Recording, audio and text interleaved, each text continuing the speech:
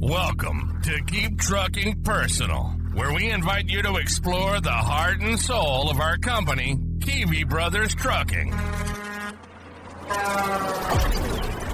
Through engaging storytelling, insightful market updates, and vibrant energy, our podcast reflects our culture, values, and achievements. Whether you're a team member or industry enthusiast, join us to build connections, foster growth, and inspire excellence. Discover why we're more than just a company. We're a community, a catalyst for positive change, and a home for those aspiring to be part of something extraordinary. The pre-trip is complete and engines ready. We're set to hit the road on the Keep Trucking Personal podcast. Let's go.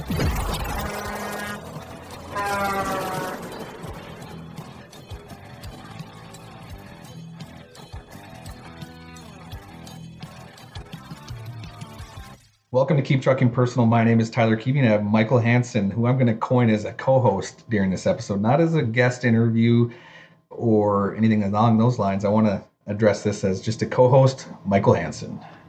Howdy. Get the deep voice for you, like the radio talk, Michael Hansen.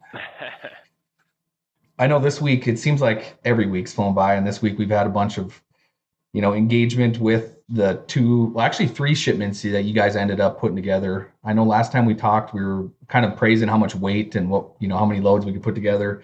You guys ended up assembling 3 truckloads of goods for the hurricane relief. Yeah, no, it was a great turnout. We had 2 full vans, I believe 62 pallets to be exact, of goods to go south. And then the third and final trailer just left with a full load of hay for either cattle or whichever. But yeah, it turned out really awesome. Definitely. More and more you think about it, it's how many people came together. It feels good to know that had the slightest little part of it. You did a lot. You have more sweat equity than, we talk about it like it's easy, but you were actually out there palletizing and organizing and put it together. Yeah, it's definitely, you sit and look at like these little donations here and there. There's a Walmart bag here. There's a, Sam's Club bag there, and, but man, when you start putting semi-loads of stuff together just scattered and you're having to stack and sort and everything, I mean, even my uncle had came over and helped us, and he showed up with his like long sleeve, like Levi shirt on and stuff, and, button up type thing. And pretty soon I look over and he's just sweating bullets. He's like, wow, we're actually breaking a bead. I'm like, yeah, it's a lot of stuff, which is really cool. I mean, everybody was stoked, but it's crazy to think like just little tiny odds and ends. I mean, obviously you have cases of water, they have some weight to it, but like boxes of diapers and just, it's not heavy things. It's not big stuff, but man, you put a lot of it together and you start having to stack and box and tape and all this. And it sounds like, I probably sound like a big wimp, but it was a lot, I saw the pictures of the pallets and all that. And obviously talked to the drivers, and as they're unloading, they got, it's pretty cool. I'm excited. I know we keep leading on that we're going to give praise to everybody, but next week we'll have that list of everybody that's given that we know of. There's plenty that didn't sign up or make, not acknowledgement that they did things. So we'll spend more time on that next week.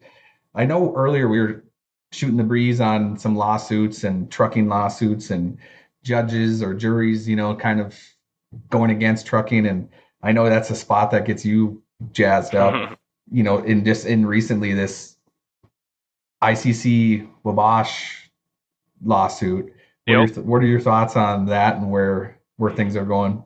I mean, for the folks that don't really know, and I'm gonna highly, summarize this, but essentially a driver was driving down the road with a Wabash van, and I mean, a drunk driver came screaming into the back end of the van and ended up becoming a nuclear verdict that actually went to the OEM of Wabash, and they lost. And it was a nuclear verdict. I believe it was over $4 million for this guy, and he's hammered. He's hammered on the road. 400 million. I'm sorry, $400+ million nuclear verdict. Thank you for correcting me there. And the guy was juiced. I mean, he's hammered driving down the road and smashes into the back of an ICC bumper. Mind you, he's going ridiculously. I don't remember the exact speed, but he was going like 20 or 30 over the speed limit, the posted speed limit, which ICC bumpers, everybody listening out there, they're bumpers on the back that don't know semi-trailers, but they're bumpers on the back of our trailers, so cars do not go underneath our trailers, because obviously a trailer is a lot taller than most personal vehicles. Yeah. So these bumpers are designed to kind of stop that, or at least try to relieve that blow and keep them from basically getting decapitated, peeling the whole roof off the car. But at the end of the day, you can only hit them so fast. I mean, at some point, whether you make that ICC bumper so stout and so firm that it's just going to crunch the car like a can, and the guy's knee's going to go through his forehead anyway. So they still have to give. There is, it has to kind of mesh together to kind of help that blow, and they won. And it's like, how are these people winning these? And no offense to other lawyers and things like that out there, but I believe there's a tier level of lawyers and the industry, the trucking industry, there's so much money into the insurance, just like any insurance company, tons of money gets poured into them. And then we sit and lose lawsuits. Like, hire the other guys then. Like, what am I missing here? Like, how are these people spinning these verdicts so badly, and where the trucking industry is getting just hammered by it, but yet they keep winning? It's like, well, who's hiring who's doing the lawyer hiring around here? Because right. And it doesn't take long to go down any interstate, and there's billboard after billboard after billboard that targets. And it's funny because I try to go to the lower level, not even who it is, but I'm always like, I know what it costs to rent a billboard. Unless they're like, we are your bottom feeder. Like, we rent when nobody else will rent, and we'll give you the cheapest rate. I don't know how else like you could afford to just keep buying these billboards unless you're making these crazy lawsuits and load. It's just, it seems like the trucking industry is set up again. Like you said, why don't we go hire those guys? Give those guys some decent paychecks, and here we go. We won't have these lawsuits. And it's funny because you go to any insurance seminar or insurance, anything to do, really, actually doesn't have to be insurance, any type of industry around trucking, and they always go like, what keeps you up at night? What's your biggest, of course there's enough we could rattle a mile long list in, market and this and that and equipment costs and all and so on and so on. But really it's these verdicts or lawsuits that are the scariest, and there's no control in. There's nothing to do with like in this situation, somebody was under the influence and hammered into the back and still walked away with a settlement that is astronomical. It's just crazy. It's something that we talk about all the time. Like, how is this? I know as a driver, or somebody behind the wheel, you might not be as concerned. Maybe obviously you should be just with what's going on, but those are the things that keep the office staff, the leadership level up at night. Is like, what if something happens? Like, what can they come after you for? Like the Wabash thing, just to add insult to injury here. So anytime we get into an accident or something or whatever, there's some kind of crash of some sort, they're always looking to find a reason that truck shouldn't have been at that particular place at that particular time, right? Mm-hmm. So they want to look at the previous 8 days and forward ahead, following 8 days. Like, they want to know everything. They're trying to find a way so that driver shouldn't have been in that particular spot at that particular time. Okay, well, why would that not play the other way? Right. If that driver was hammered, if he wouldn't have just drove drunk, this would have never happened. So how do you not revert back to that exact thing? If he would have gotten a cab that day or just slept it off or didn't go anywhere, but he chose to get in his car hammered and then chose to go 20 plus whatever it was over the speed limit and just drill himself right into the back of a semi, and the driver's just driving down the road minding his own business, and then they come up with this garbage lawsuit that unfortunately one of the biggest vanny manufacturers laid by their dish, in my opinion, and took it in the shorts. Like, who's fighting these? That's kind of what I'm like. I'm not even a lawyer and I want to go a freaking battle, like, let's go. But it's just so frustrating that the law is always against the trucking industry. And why I say industry is because it's not just the driver at that point. It's not just the company. It's our whole industry that's affected by these things. It's a ripple effect, right? Just like everything. But that's where it's just so infuriating that on that side of the world, they use those reasonings and to figure out why a truck shouldn't be at this spot at this particular time, and that wouldn't have happened. But then it's totally disregarded when it comes to the other side of the coin for the personal vehicle. Well, and I think you said 8 days, right? That's just the standard protocol, but that's not the process when the hammer on the billboard comes. He's Well, looking for 6 months back, correct. and that's just on that's our data set until he subpoenas that driver's cell phone, and then he subpoenas anything around it, surrounding, and like you said, any reason to say, well, that driver shouldn't have been there, and you can do everything right and still get pinned on saying that you shouldn't have been there. You shouldn't have done this. You didn't take a long enough pre-trip. You took too fast of a pre-trip. And if you added 6 more minutes back to the standard 14-minute walk around, you could have been there, or so on and so on. And so it is a scary, and especially in leadership, to see these things unravel and to know there's no limit, there's no ceiling, we need to get billboards that say support truck drivers, right? Yeah. Like there's everything is always from a perspective on our side. It seems like the industry, and this isn't just us, right? Like I know we're talking, it might seem like this is us as a company, but this is industry wide. Like it's always, don't even go to the next level. Like we're talking about just accidents, right place, wrong time, so on and so forth. What about a tow bill? You know what I mean? Like there's no control. Like we're held to the standards when we bill customers and do this to be fair and honest and trustworthy on everything we do and accurate to the point, where they can audit it. But when it comes to a tow bill, throw that out the window. It's just like these lawsuits that we're seeing, and there has to be some sort of regulation put in place, some sort of way to cap. And I know in certain states like Iowa and some of these other states, they are putting caps on these lawsuits where they can't run away to these $400 million. But it just doesn't seem like it happens fast enough, or there's not enough attention to it, or it's not their problem. I don't know. Yeah. Well, I'll blend both things. You want to get really mad? Here's an instance where they used insurance and a tow company. So a tow company, this happened to us. It was an accident out in, I believe, Iowa. A gal, totally her fault, 100% on the personal vehicle. Well, her car is made of plastic, right? Plastic all over everywhere of the interstate. Get it all cleaned up. Everything's good. We get the invoice. And they're like $15,000 for the truck and $15,000 for the trailer. It might even been more than that. I think it was maybe in the 16, but either way, ridiculous. So I'm reading the invoice and they're like, well, cleaning up the car, like clean up from all of her plastic pieces scattered around all the road. I'm like, well, why am I paying for that? Like, she's the one who caused the crash, and like, why am I even getting this invoice, period? Send it to her. Well, but she won't pay that. Her insurance won't cover that. Like, her insurance caps at whatever X. It wasn't even enough. I mean, we had to pay, basically for our truck to be fixed. Their insurance just is not even covering what these trucks are even worth or close to it. And that's majority of the American people driving around right now. Mm-hmm. Nobody has insurance coverage to fix a totaled out semi. Believe it or not, somebody can, a vehicle can total out a semi.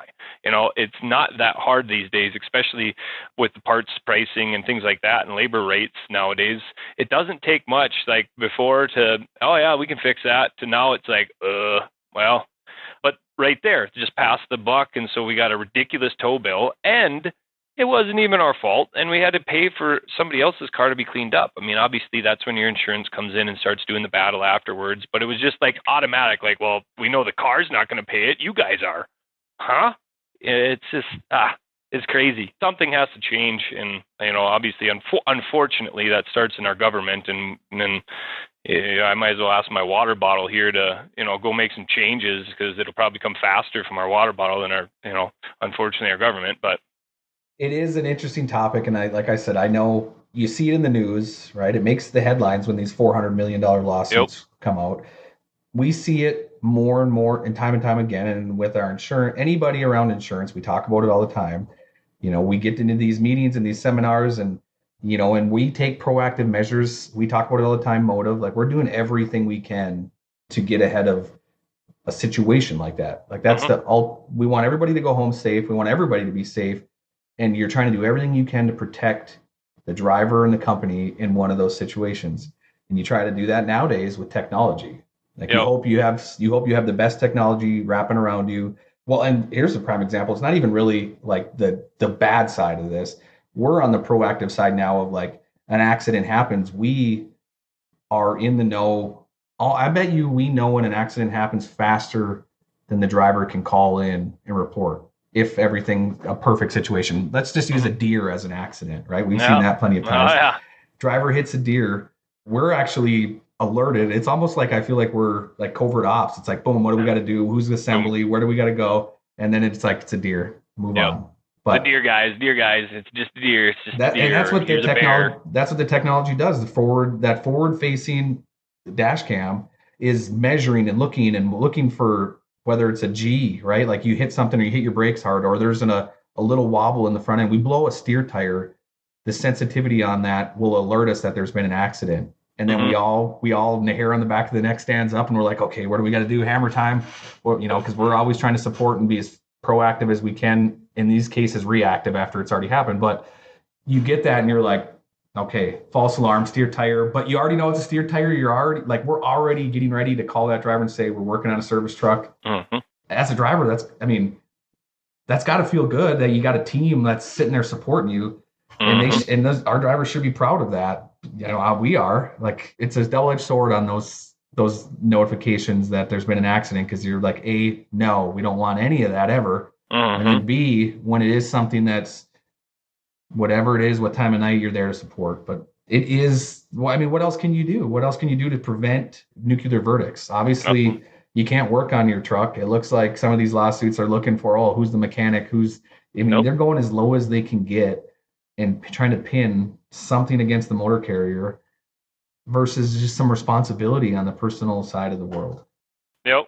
The day and age we live in, for the drivers that are, motive and dash cams and forward-facing driver-facing event recorders and so on and so forth.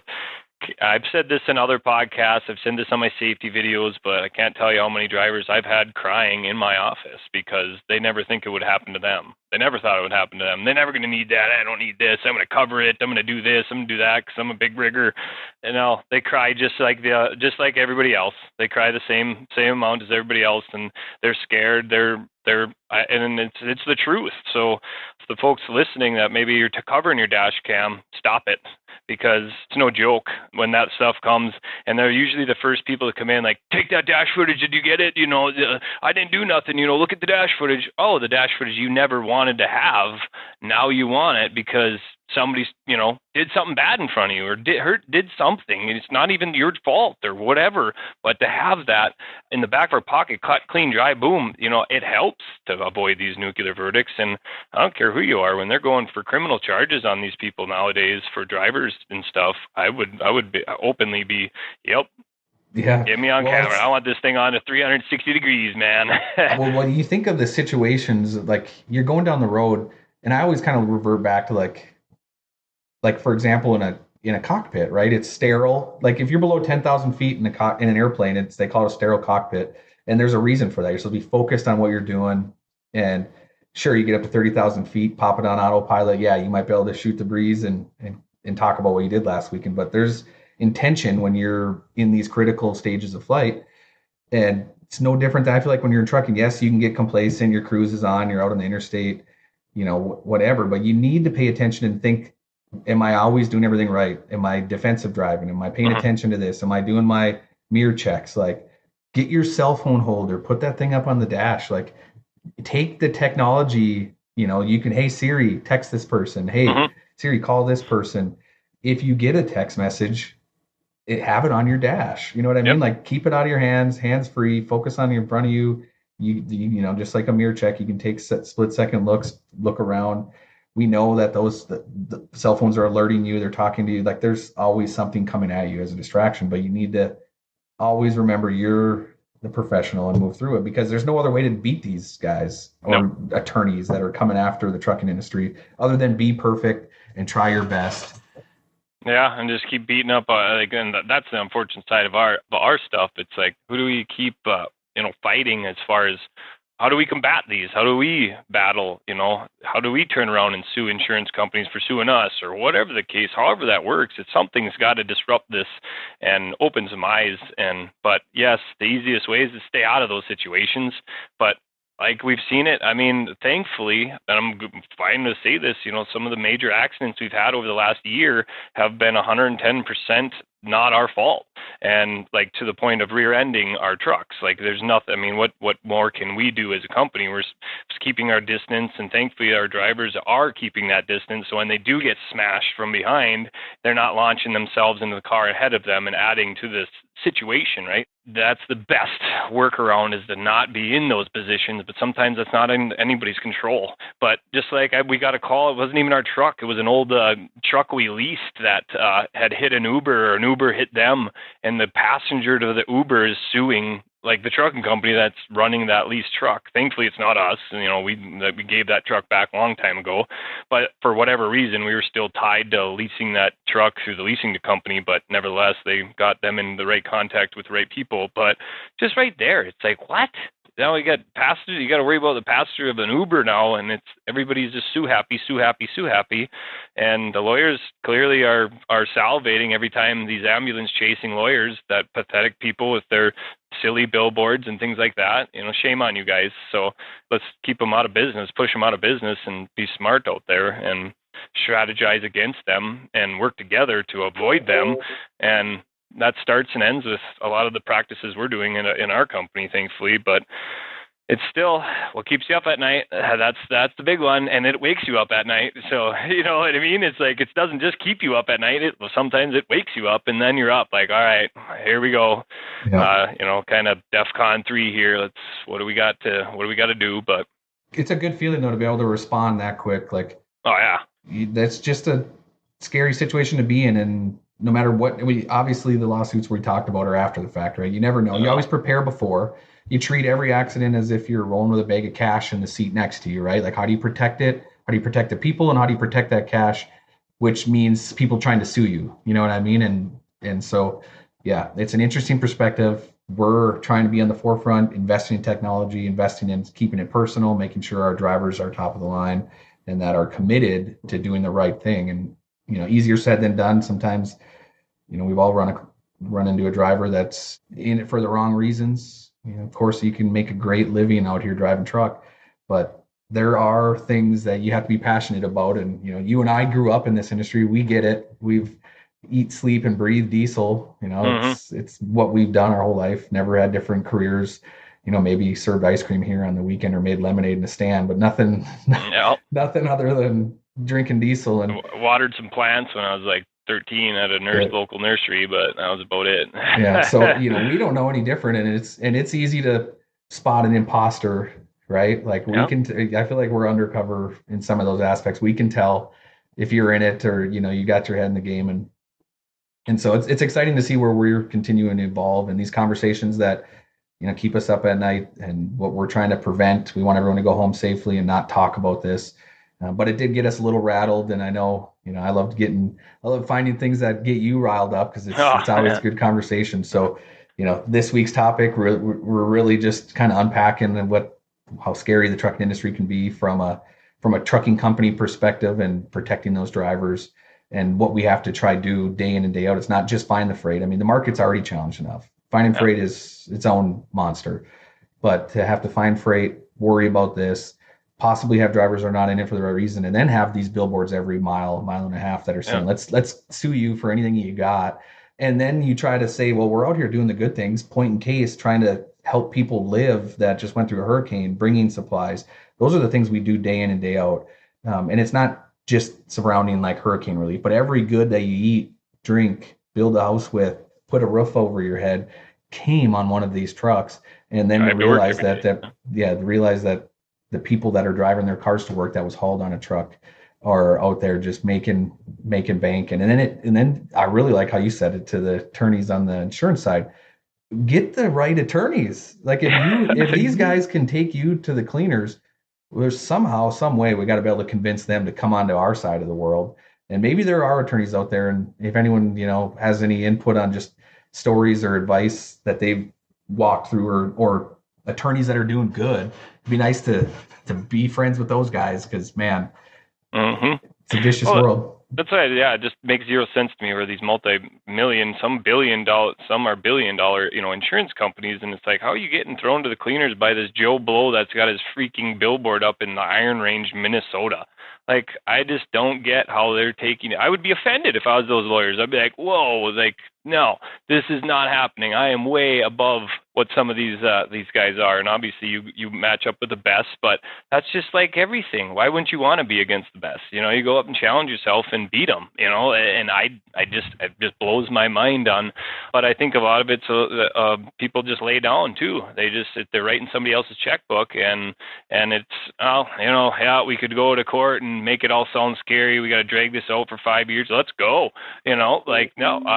It's not always just write a check and make somebody go away, because one, like you said, every good is touched by it. So every time somebody sues a trucking company or even anything in this industry, where do you think that money is? It's just going back into the rates and just increasing your goods of anything. That $400 million lawsuit is not going to go away. It's going to wash itself back into the cost of new equipment, which means new equipment costs are going to raise the cost of rates, and everything it comes full circle. It doesn't just go away.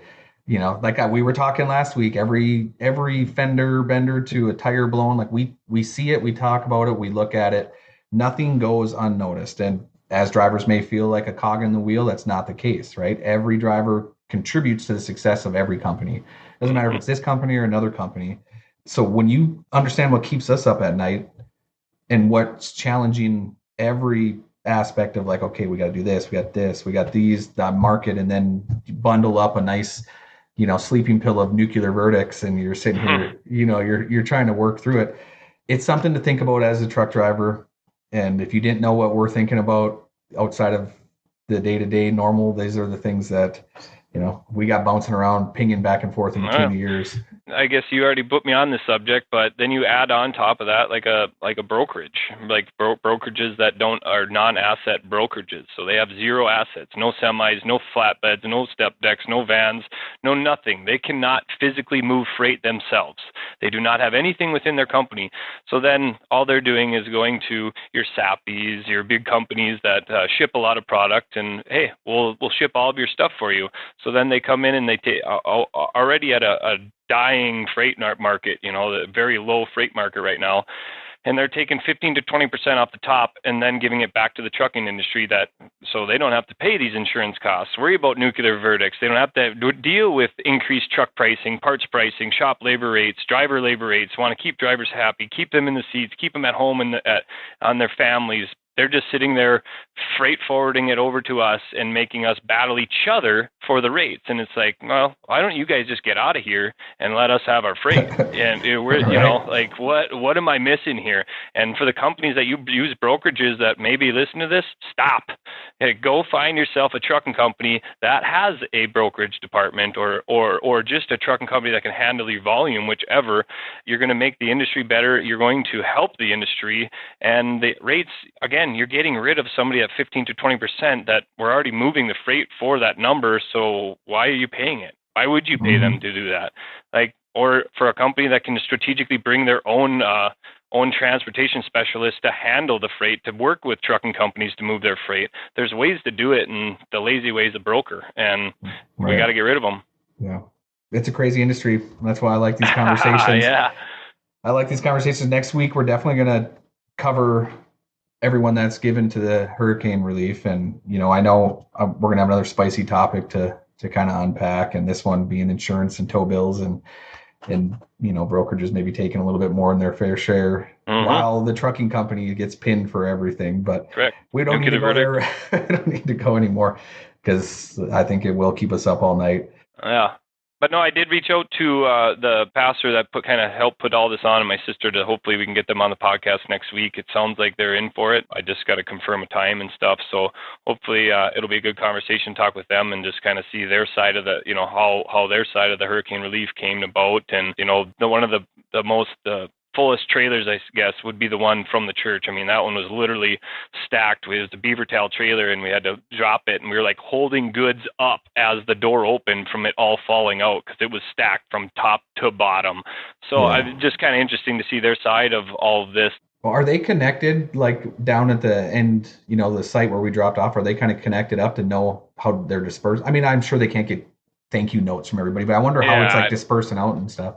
yeah, I'm not really sure. I talked to Tom today, the pastor for East Ridge there, and just told him, the product arrived and all this stuff. As far as after that, I don't really know how they know what they got, things like that. But there was something pretty cool. It was the last thing we put in the van, and the church had a bunch of kids wrote notes to all the, like just a big old box of notes from kids in crayon and drawing pictures, thinking of you, prayers with you, all this stuff. And they put all these notes into a box, and they're going to distribute them as they distribute the goods, put one in each family, package and stuff like that. So that was pretty neat. I'd like them to share a little bit about that. I'm sure Tom would be glad to shed some light on that. So I thought that was pretty neat. We made sure and put that right at the end, and like, hey, the first thing they saw when they opened up the trailers was this box of notes from other children.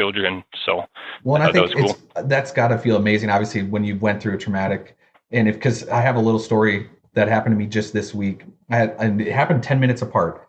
One of them was a customer called me, and this customer usually calls. They're good. I didn't expect anything bad from the call, right? But he usually calls, and this is what needs to be moved, and can you take care of it? And yeah, we go through our normal, like, where's it at? What, He called, and I answered, and he goes, hey, I just wanted to say thank you. I'm like, thinking he was just going to say that, and then like, okay, here's what needs to be done. Yeah. And he's like, no, that's all I was calling for. Just wanted to say thank you. And I was like, well, I appreciate it. Like, he's like, you guys do a lot of good stuff for us, and we couldn't do what we do without you. And that was it. There was nothing else. There was no need, nothing given. And then I'm not kidding. 10 minutes later, a driver reached out to me and said, hey, I don't know how often you hear this, but I just want to say thank you. And I was like, what are the odds in 10 minutes? We don't, I guess to pay it forward to all the drivers, to anyone listening, thank you, right? I appreciate everyone, and everyone does, and everything that they do, because maybe if you don't hear it very often, it does feel good to hear that. And I thought it was odd hearing it twice within 10 minutes on the same day. Like, just what are the odds that would happen? So yeah, that's pretty cool to have a note, like you're already in a tough spot, and to get a little handwritten note, or some sort of picture colored that says, here's a little inspiration. Let's hope you get through it. Yeah, it was really cool, because I didn't even notice it at first, because there was so much stuff, right, in building 2. For the people that don't know or weren't up here, when basically we weren't really planning on it, but we essentially had to shut down our fab shop, but because it just overtook the whole building. There was so much stuff. Like, all of a sudden they're like, well, let's just help now, like the building's full. But as the pallets got constructed and they were all put together, there was just that box sitting there. I'm like, what's that? And I asked my sister, oh, that's, they had crayon, they had glitter, they had all kinds of stuff, like just the stacks of them notes. And out of the whole trailer, I mean, everything was great about it, right? But out of the whole trailer, like, that kind of pretty hit home. Like, see my kids, they draw pictures all the time and all that stuff. And to see that, knowing some of those go to some families that are going to just, even if it's half a smile, it's worth it, and another kid, like, hey, this kid wrote you a note from Minnesota, from Duluth, Minnesota, here you go. It's just pretty cool. Well, smiling's contagious, helping spread that could be one letter, one picture. So yeah, I'm excited to get them on here and to get their actual feedback, because your sister did a lot of amazing things. And then obviously the pastor helped. I really want to kind of just hear how it kicked off. That's what I want to get through. And like, how'd you guys work it? Obviously, they put a lot of sweat equity into this just to make it happen, and rightfully so. So yeah, excited to get to next week. Appreciate you taking the time today. Of course, co-host, right? I shouldn't be thanking you as much as this now. You're getting cemented in here, and I don't know if you know it for sure or not, but I'm going to work you into this talk show radio. Hey, I'm glad to anytime get on here, anytime the opportunity to just talk about our industry, because obviously if the folks that have heard me talk on these things more than once, I'm quite passionate about our industry here, because again, you said it before, it's all we've ever done our entire lives. Yeah. Like, there's nothing else we know, whether that's a good thing or a bad thing, but like, this is like, we're all in on trucking. It's never going to go away. And that's the cool part about it too. It's always going to be here, no matter what. You're always going to have trucks driving down the road. Like, there'll be some sort of transportation mode that we'll be able to hopefully contribute to until we're, not able to anymore. So good deal. Well, thank you for keeping trucking personal. And anyone has any advice or topics they want us to unpack or dive into, please reach out to podcast@kivibros.com, like, comment, share, call Michael, give him advice, or give him a recommendation, however you want to talk about it. because we look forward to hearing from you. Until next time, happy trucking. Thank you for joining us on this episode of Keep Trucking Personal.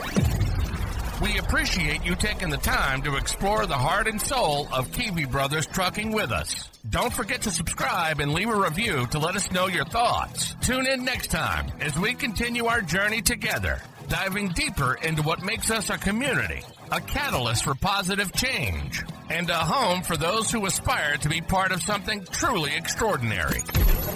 Until then, keep trucking, and we'll catch you on the next episode.